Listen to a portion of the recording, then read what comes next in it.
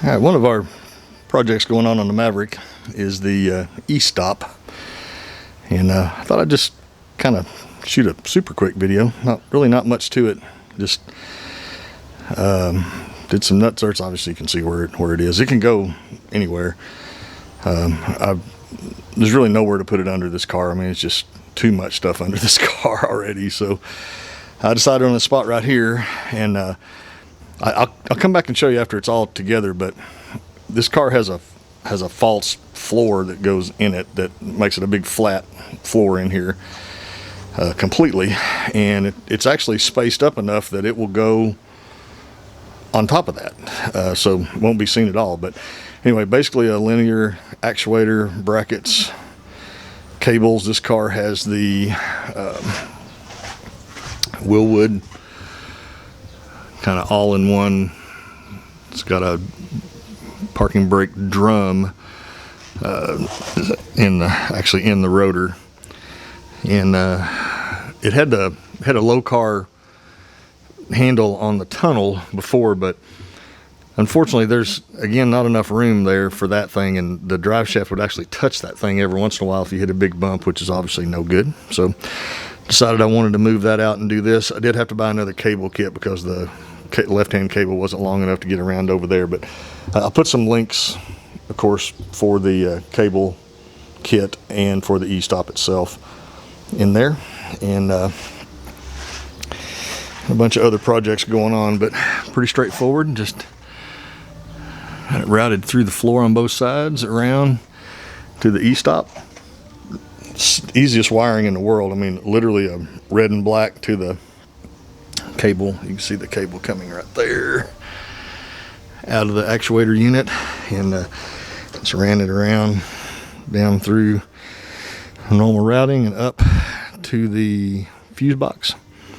And I used it. This car's been completely rewired, so it has a regular ATO fuses in it. So I used a ATO fuse tap in there to get some power, and the button is right there.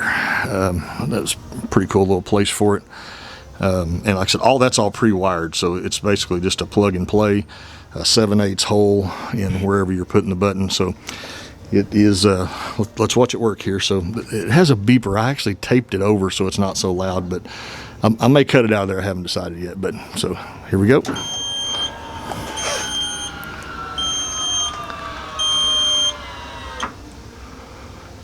Just like that to set it, and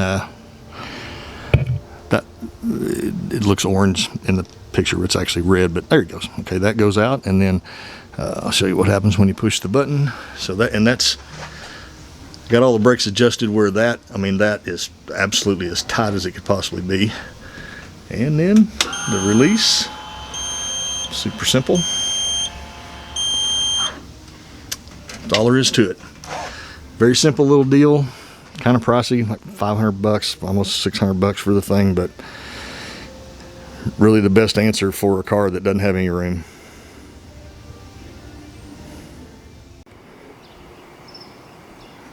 Okay, we're back to put a period, a wrap up on the E-Stopp install, and all the interior pieces all back in now.